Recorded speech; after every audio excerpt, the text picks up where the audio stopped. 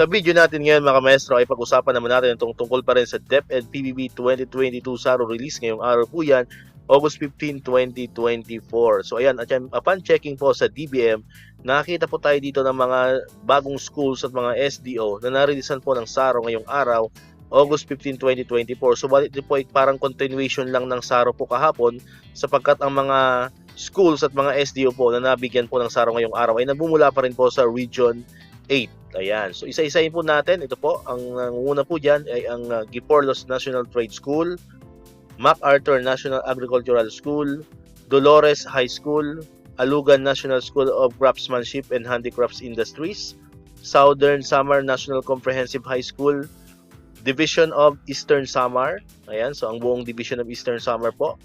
Next po is ang Division of Maasin City. Ayan.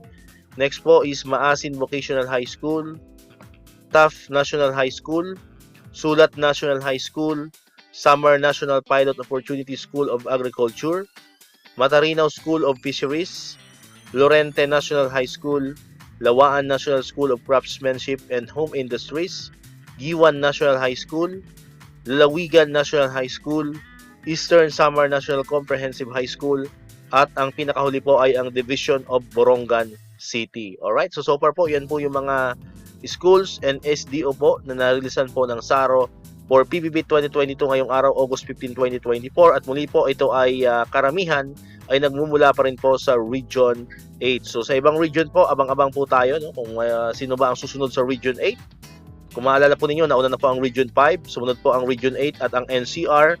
So ang bali-balita po natin ay mayroon pang mga susunod na region na nagmumula po sa Luzon.